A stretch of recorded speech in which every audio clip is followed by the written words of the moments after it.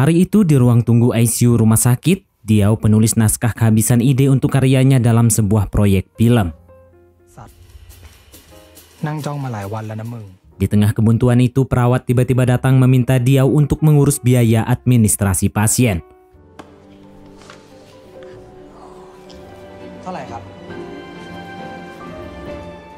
Diao datang ke rumah sakit untuk merawat ibunya yang masuk ICU karena penyakit jantung. Ibu Diao sudah tua dan kondisinya sangat memprihatinkan. Dokter meminta Diao untuk bersiap-siap menghadapi kemungkinan terburuk karena mungkin ibunya tidak akan bertahan lama. Ketidakpastian itu, semua tagihan medis dan biaya rumah sakit membuat Diao sangat tertekan. Meskipun begitu, Diao tidak menyerah dan terus berjuang untuk mencari nafkah. Tidak lama setelah Diao kembali ke tempat duduknya dan melanjutkan naskahnya, seorang wanita tiba-tiba datang membawa satu baris kursi ke ruang tunggu, membuat Diao kehilangan konsentrasinya untuk sesaat.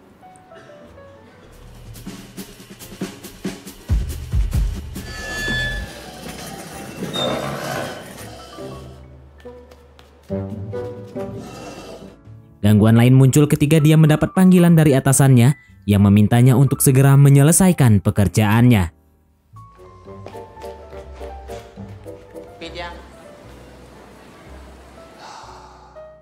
Diao tidak terbiasa membuat naskah tentang kisah cinta. Selain itu, menulis komedi romantis dalam suasana yang menyedihkan terdengar mustahil baginya. Diao kembali ke tempat duduknya, perhatiannya tertuju pada wanita sebelumnya yang sedang fokus berdoa dengan suara yang terdengar jelas. Ketika Diao melanjutkan naskahnya, Diao tanpa sadar menulis semua doa yang diucapkan gadis itu. Lalu berteriak sesaat setelah menyadari dan menciptakan suasana canggung.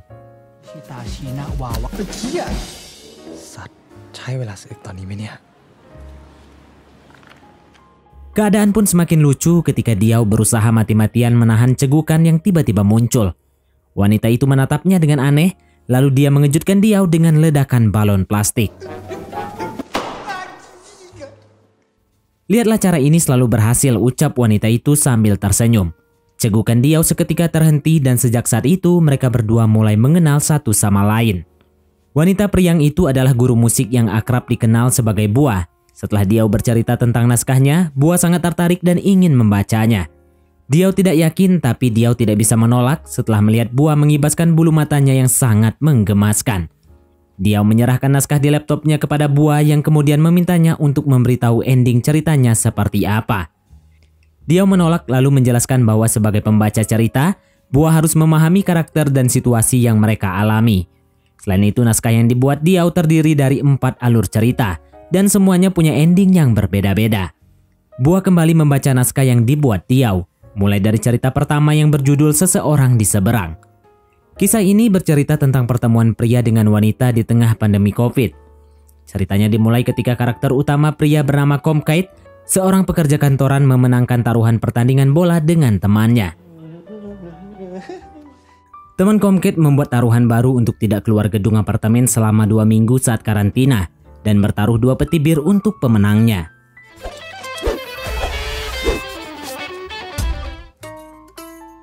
Tiga hari setelahnya, Comkate yang mulai bosan memesan minuman menggunakan drone.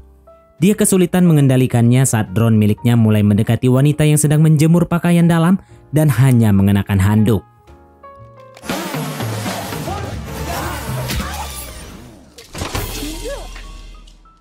Teman Comkate yang mendengar cerita itu mengubah taruhannya dan menambahkan hadiah uang. Sekarang dia menantang Comkate untuk mencuri hati wanita itu dalam waktu 2 minggu. Keesokan harinya, wanita di seberang gedung sedang berbincang dengan temannya melalui telepon. Dia adalah pramugari bernama Jingjing yang belum lama putus dengan pacarnya dan sedang berusaha untuk move on. Teman Jingjing yang dikenal sebagai Ais sedang dirawat di rumah sakit. Jingjing meminta temannya untuk segera mengenalkan pacarnya yang sangat misterius. Dia khawatir pacar temannya itu punya kehidupan ganda dan suka berselingkuh.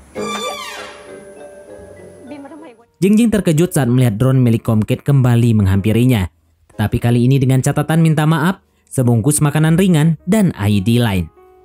Comkate akhirnya mulai akrab dan sering bertukar pesan dengan Jingjing. Mereka berdua melakukan banyak hal romantis untuk mengisi waktu karantina.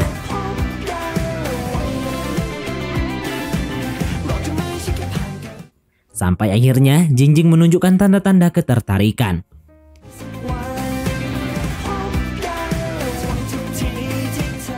Comcat mulai merasa bersalah. Dia tidak bisa membayangkan bagaimana jika Jingjing mengetahui kebenarannya dan sangat kecewa. Di samping itu, pacar Comcat akan segera kembali. Comcat mengaku kalah dari taruhannya kali ini dan dia memutuskan untuk mengakhiri semuanya. Di sisi lain, setelah dirawat di rumah sakit, Ice datang ke apartemennya Jingjing. Tak lama kemudian Comcat juga datang menemui Jingjing untuk menjelaskan situasinya. Dia dengan berat hati berkata bahwa apa yang mereka lewati selama ini hanya sandiwara.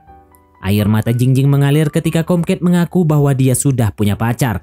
Dan hatinya semakin hancur setelah tahu pacar yang dimaksud adalah Ice, temannya sendiri. Buah sangat terkejut dengan akhir cerita ini. Dia menjelaskan bahwa dia tidak suka happy ending karena menurutnya tidak ada yang tahu bagaimana hidup akan berakhir dan semua orang tidak selalu mendapatkan akhir yang bahagia. Naskah Diao terus bertambah seiring berjalannya waktu, dan Buah tidak pernah bosan melihat perkembangannya. Cerita Diao yang kedua berjudul Di Sebelah Rumah, berkisah tentang siswa SMA yang menaruh perasaan pada teman sekolah sekaligus tetangga di lingkungan tempat tinggalnya. Ceritanya dimulai ketika siswa SMA bernama Tir terus memandangi spanduk di sekolah di mana wajah gadis bernama Chaeyeon terpampang dengan jelas sebagai siswa terbaik. Tir tidak begitu menyukainya karena dia sangat berbeda. Tidak seperti dirinya yang nakal dan sering membuat ibunya yang merupakan seorang guru malu karena tingkahnya. Tir dan Chaeyeon sudah lama hidup bertetangga. Rumah mereka bersebelahan tetapi tidak pernah akrab. Di samping itu, Chaeyeon yang dikenal sebagai Ratu Es yang sangat dingin dan hampir tidak pernah tersenyum. Hingga suatu ketika, Tir tiba-tiba merasa kehilangan ketika Chaeyeon pergi belajar ke Cina. Tir tidak tahu apa alasannya, hanya saja dia merasa kepergian itu membuatnya tidak nyaman.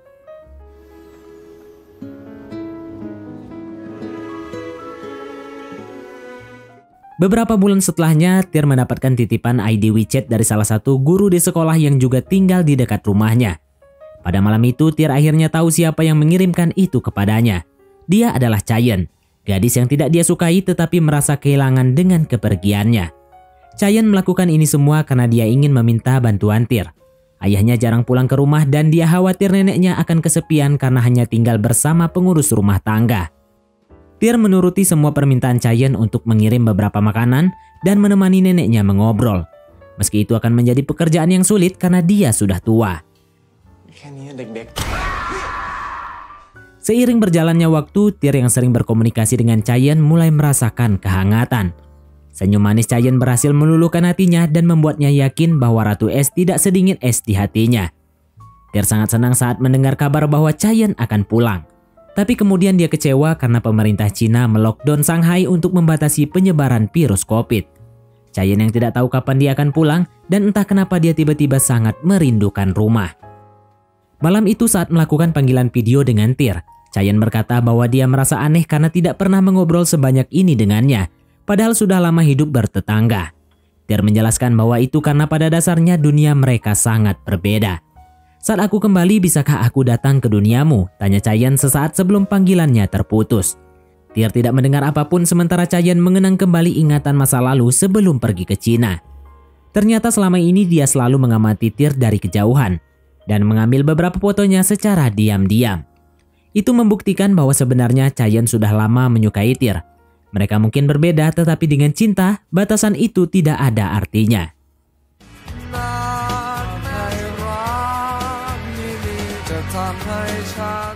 Cerita Diao kali ini membuat Buah sangat kesal karena endingnya menggantung.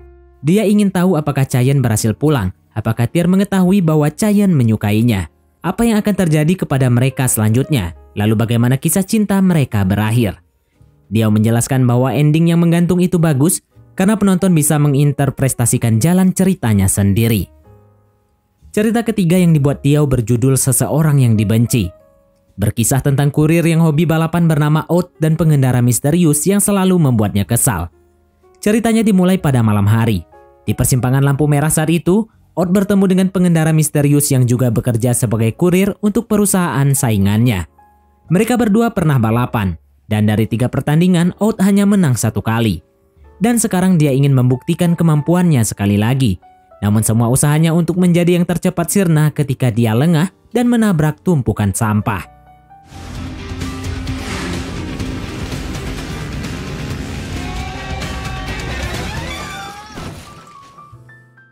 Out pulang dengan motornya yang sedikit rusak. Adiknya Ing yang masih kecil setia menunggunya di depan rumah. Berbeda dengan anak perempuan seusianya, dia tidak suka pada boneka dan lebih tertarik pada roket terbang. Ing menjelaskan bahwa suatu saat nanti dia akan menciptakan roket yang bisa membawanya kemana saja. Suasana malam itu menjadi sedih ketika Ing bertanya kepada Out kapan sang ayah akan pulang. Saat ini ayah mereka sedang terbaring lemah di rumah sakit dengan biaya tagihan yang cukup mahal. Keadaan itu memicu Out untuk ikut balapan liar agar bisa mendapatkan uang dengan cepat. Dan dia mempertaruhkan kalung emas miliknya. Namun jadwal pertandingan tiba-tiba diubah ke hari esok ketika polisi datang mengamankan area di sekitar. Motor Out tiba-tiba mati saat dia berusaha kabur. Dan untungnya dia berhasil lolos dari kejaran polisi berkat bantuan pengendara misterius yang ternyata seorang perempuan dan Out tidak pernah menyangka dia seimut itu. Mereka berdua akhirnya mencari makan di minimarket. Out terkejut karena ternyata perempuan itu tahu banyak hal tentang dirinya. Di tengah pertemuan yang tidak terduga itu, pengendara misterius menjelaskan bahwa besok Out akan mati jika mengikuti balapan liar. Pada awalnya Out menganggap itu lelucon, tapi kemudian dia terus memikirkannya terutama setelah pengendara itu berkata bahwa dia datang dari jauh untuk menemuinya dan memintanya untuk tidak mengecewakannya. Out tidak percaya gadis itu bisa meramal atau datang dari masa depan, tapi perkataannya membuatnya bimbang karena jika dia benar-benar mati, adiknya Ing akan kesepian dan tidak ada yang mengurusnya.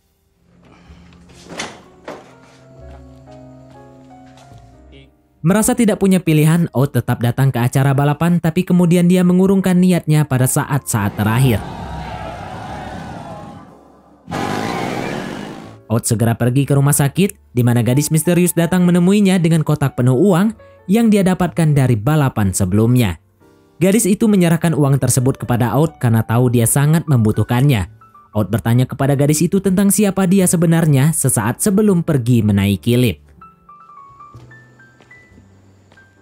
Gadis itu hanya tersenyum sambil memperlihatkan tato roket yang ada di lehernya. Out akhirnya tahu bahwa gadis itu adalah adiknya yang datang dari masa depan. Boa cukup terkesan dengan cerita Diao kali ini yang menambahkan bumbu fiksi ilmiah. Malam itu di ruangan tunggu rumah sakit, Boa berkata jika seseorang bisa datang dari masa depan dan memberitahukan apa yang akan terjadi kepadanya, itu akan menyenangkan. Apapun hasilnya, kabar baik atau kabar buruk, itu lebih melegakan daripada harus menunggu dalam ketidakpastian dan tenggelam dalam harapan. Dia sedikit memahami perkataan Boa, lalu bertanya kepadanya siapa orang yang dia kunjungi di rumah sakit. Itu pacarku, jawab Boa yang kemudian pamit untuk pulang.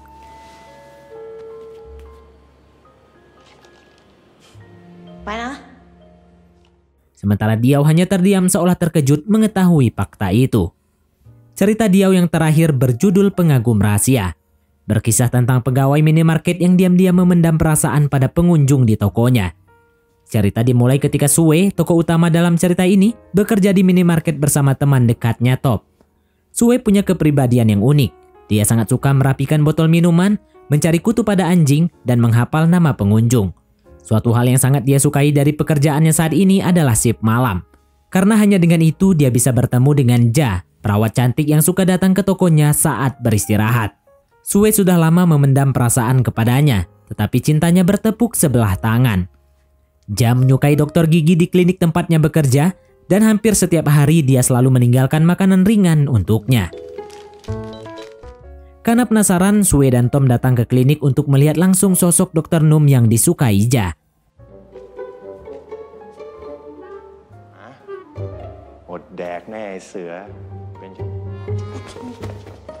Sue yang gugup karena aksinya diketahui oleh Ja membuat alasan bahwa dia datang ke klinik untuk memeriksakan giginya.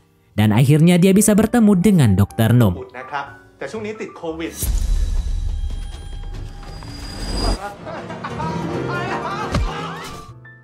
Sampai sejauh ini dia meminta pendapat Boa tentang naskahnya. Boa mengutarakan pendapatnya bahwa dia suka pria yang bertekad dan menyarankan dia untuk menambahkan unsur tersebut dalam ceritanya. Malam itu di ruangan tunggu rumah sakit, perawat menyampaikan pesan kepada Boa bahwa dokter ingin berbicara kepadanya. Dia menyemangatinya dan berharap Boa akan mendapatkan kabar baik. Tapi sejak saat itu dia tidak pernah melihatnya lagi selama berhari-hari. Tentu saja itu membuatnya merasa kehilangan, tapi dia tidak bisa berbuat apa-apa. Diao sangat senang ketika dia akhirnya melihat Bua ada di rumah sakit sedang menghibur para lansia. Ternyata selama ini dia pergi ke tempat suci untuk berdoa dan melakukan beberapa kebaikan untuk pacarnya. Ketika dokter memanggilnya, Bua mendapatkan kabar bahwa pacarnya tidak punya banyak waktu untuk bertahan. Dia terkejut dan tidak tahu harus merespon kabar tersebut seperti apa. Dia tahu Bua menyimpan begitu banyak kesedihan di balik senyumannya. Bua yang tidak ingin larut dalam kesedihan menanyakan kelanjutan naskah film Diao. Cerita berlanjut ketika Sue meluangkan waktu istirahatnya untuk membaca buku kedokteran gigi. Meski terlihat mustahil, Sue merasa bahwa dia harus tetap mencobanya. Dia ingin melihat apakah takdirnya akan berubah jika hidupnya dengan jalan yang berbeda.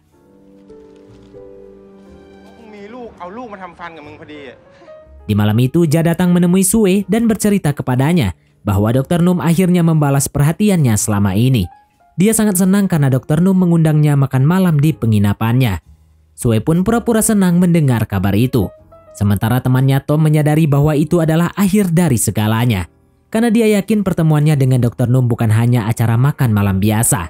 Sue yang patah hati membuang buku kedokteran giginya ke tempat sampah.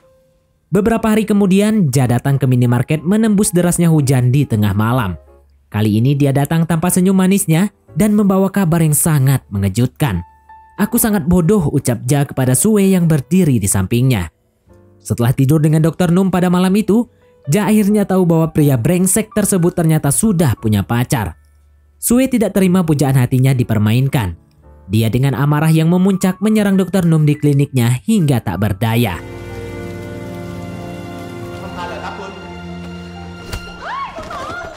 Dan sejak saat itu, Ja tidak pernah datang lagi ke minimarket. Ja mengundurkan diri dan kembali ke kampung halamannya. Rumor mengatakan dia punya anak tanpa menikah dengan siapapun. Sedangkan Sue mengundurkan diri tidak lama setelahnya. Tom tidak tahu kemana temannya itu pergi, tapi dia percaya Sue ditakdirkan untuk melakukan sesuatu di suatu tempat. 5 tahun kemudian, Ja menemani putranya yang sangat dia sayangi ke klinik gigi. Di saat itulah, Ja akhirnya bertemu kembali dengan Sue yang telah menyelesaikan studinya dan menjadi dokter gigi. Di malam ketika Sue patah hati, dia memungut kembali bukunya dan belajar dengan giat. Keberhasilan itu menjadi bukti betapa besar rasa cintanya untuk Ja, serta keinginannya untuk hidup lebih baik. Dan semesta mengabulkan harapannya dengan cara yang tidak terduga. Bua sangat senang karena cerita ini berakhir bahagia. Dia mengikuti saran Bua untuk memainkan tekad karakter pada ceritanya. Dia percaya setiap orang bisa memilih jalan hidupnya sendiri, bahkan jika itu hanya terlihat seperti angan-angan. Selama ada kemauan dan kerja keras, semuanya akan tercapai. Bua tidak tahu banyak tentang menulis, tetapi setiap kali dia selesai membaca naskah, dia memberikan komentar, kritik, dan saran yang pada akhirnya membantu dia untuk mengembangkan ceritanya. Tanpa disadari, kehadiran Bua membawa banyak pengaruh positif untuk Diao, sehingga Diao bisa menyelesaikan tugasnya dengan baik. Bagaimanapun, naskah itu cukup menghibur bagi Bua di tengah kesedihan yang sedang dia hadapi. Dan itu menjadi bukti bahwa semesta mempertemukan mereka bukan tanpa alasan. Hari itu di ruangan tunggu rumah sakit, Diao mendapatkan kabar dari perawat bahwa ibunya sudah sadar.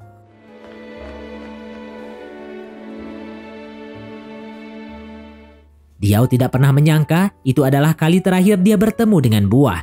Diao tidak tahu saat dia berbicara dengan ibunya lagi akan bersamaan dengan waktu Bua harus mengucapkan selamat tinggal kepada pacarnya.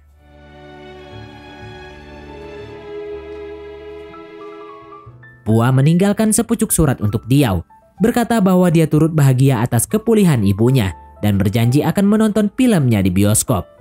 Ibu Diao tetap di ICU selama 2 minggu. Kemudian dia menghabiskan waktu 2 bulan di bangsal biasa.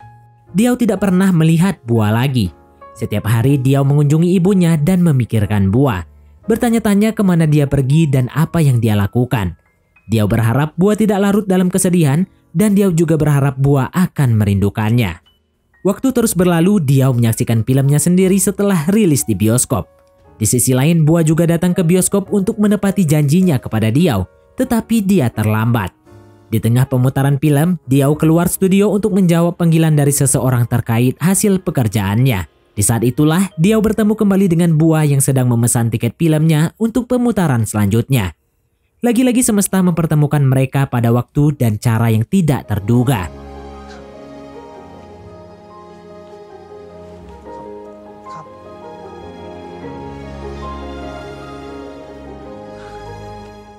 Pertemuan itu membuat Diao merasa telah mendapatkan akhir yang bahagia dalam cerita hidupnya. Dan film pun tamat. Tak satu pun orang tahu bagaimana kehidupan akan berakhir, dan semua orang tidak selalu mendapatkan akhir yang bahagia. Terkadang hidup tidak memberi apa yang kita mau, bukan karena kita tidak pantas menerimanya, tetapi karena kita pantas untuk menerima yang lebih baik. Ketika kamu tahu kenapa kamu menyukai seseorang itu adalah sebuah kekaguman. Ketika kamu tidak mempunyai alasan ataupun penjelasan, itulah cinta. Cinta yang sesungguhnya tidak memiliki akhir yang bahagia dan tidak memiliki akhir dalam segalanya. Oke, baiklah, mungkin sampai di sini saja teman-teman untuk alur cerita film kita kali ini. Terima kasih buat teman-teman yang telah mengikuti alur cerita film ini sampai selesai. Sekian dari Mimin, sampai jumpa di konten berikutnya.